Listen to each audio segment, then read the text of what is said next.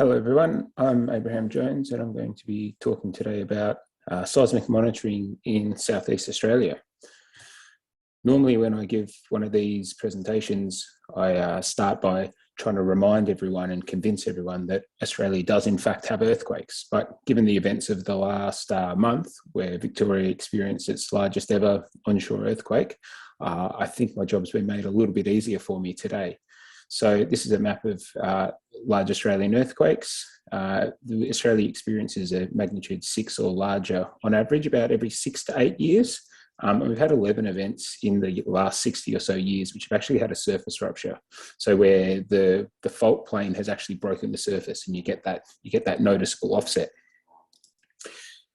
We've been monitoring earthquakes in southeast Victoria, in particular the Gippsland region, for a bit over about 10 years now.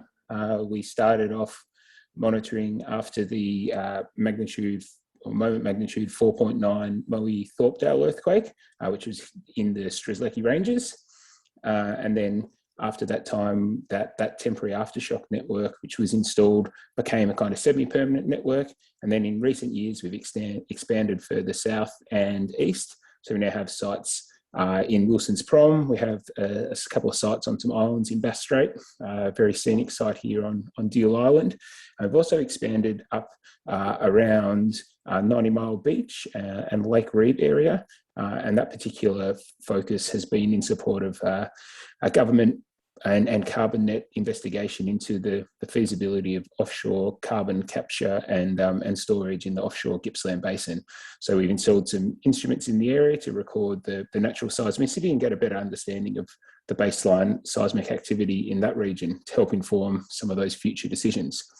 And to help in this, we have a couple of ocean bottom seismometers, which are, as the name suggests, are deployed off a boat onto the ocean floor and record seismicity in an offshore location, as opposed to the traditional instruments which are limited to onshore sites. And we actually record quite a lot of activity. So this is the last 4 or so years. On average, we get kind of 300 to 400 small events in this region. It's a very active part of Australia. In fact, it's there's a few zones of classified high seismicity in Australia, and the Strzelecki Ranges and the Great Dividing Range falls within the southeast seismic zone. So it is an area of high activity in the Australian context, and this is certainly what we've seen throughout our monitoring over the last few years. Most of our data comes in with a live data feed. So it comes into this server, which is a publicly accessible server at the address there. You can see there's a number of stations down there in Victoria. We also get data from a few of the South Australian network sites. We host that data on their behalf as well. And we have a live data feed that comes in every minute as these stations send the seismic data in. And this is what it looks like. So this is a classic example. It's a very recent example of last month's moment magnitude 5.9 earthquake up in the Victorian Highlands near Woods Point. And this was, as I mentioned before, the largest onshore event we've ever recorded here in Victoria. Not to say there haven't been larger events in sort of geological time, thousands and tens of thousands of years ago, but in the instrumental period, since we've had seismometers in the last 150 or so years, it's the largest onshore event we've recorded. Interestingly here, there's actually a number of aftershocks that were recorded as well in the sort of 45 minutes to an hour after the event. So this was actually the largest aftershock, which was a magnitude 4.1. There's a couple of other smaller aftershocks which look small on this screen compared to the main shock, but were actually some of the largest aftershocks which we've experienced. So there's a 3.5 and a 3.1 there as well. This is the epicenter, which was, as I mentioned, up in the Highlands. The felt reports came in from places as far-reaching as Canberra, Launceston, down in Tasmania, and some regional parts of New South Wales as well. So it was a very major event, felt over a wide area.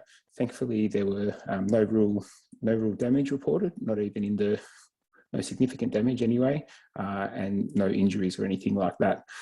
But an earthquake of this size certainly can cause damage if it hits close to a population centre. So the magnitude 5.4 Newcastle earthquake in 1989 was a bit smaller than this one. That was a 5.4. and that caused billions of dollars worth of damage in insurance claims, and there was 13 people lost their lives in that event. So it's very important that we get a better understanding of Australian earthquakes, where they occur, why they occur, and their typical characteristics. And in order to do that, we've now gone up and installed an aftershock network around this epicenter to record aftershocks and get a better understanding of what's going on. So this kind of throws up the question of why do we want to record these aftershocks? And I'll answer that in a way by looking at a case study of another recent large event, which was the Petermann Ranges earthquake in 2016. So we went up to this remote corner of the Northern Territory, a little bit west of Uluru, and we installed an aftershock network there after this event, which is obviously, again, one of the larger events in Australia in recent times. So because there was a main event there, we know there's going to be aftershocks that are going to follow that event. So that's probably the first answer to that question, why record aftershocks? Normally we don't know where earthquakes are going to occur, but once there's been a large event, you can be pretty much guaranteed that there's going to be some aftershocks. So in this instance, we went out and we installed some aftershock recording sites, which are these green triangles here. There was this large Woodruff thrust, a geological feature, which we thought may have actually hosted the main shock. And these blue dots are a few different solutions for where the actual epicenter was. So by having these green triangles, these stations in, we located a number of aftershocks, which are what you're seeing on the screen now, and the depths have been color-coded there. What we saw was that the shallower events were actually occurring further away from the Woodruff thrust, and they're actually getting deeper, closer to it. So we started to think that perhaps that wasn't the fault, that it actually hosted the activity, and perhaps there was another structure further to the southwest.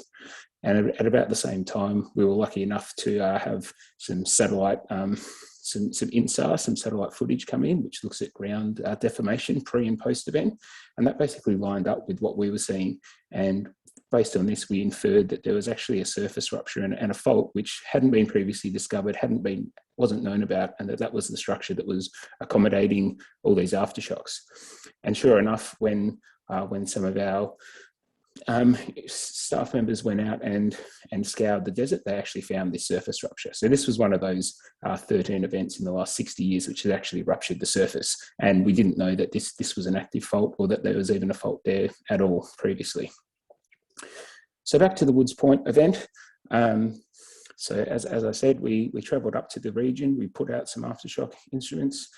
This is roughly where the epicenter was. Again, there's a few different solutions produced by a few different organisations. Geoscience Australia is the GA, and the SRC here is Seismology Research Centre. And we probably prefer the Seismology Research Centre solution at this stage.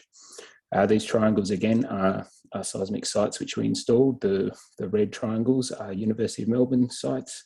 The green ones are Geoscience Australia sites, which are actually put in by some of our staff from the Seismology Research Centre.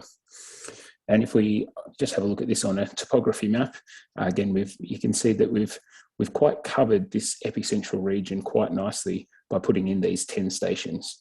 The black dots here are some of the early aftershocks. Not all of them, certainly.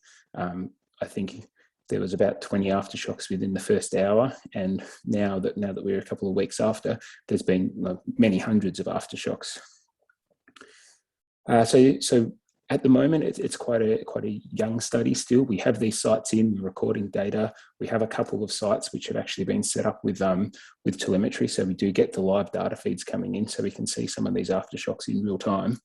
But we haven't quite done the detailed study that we did in the Petermann Ranges yet.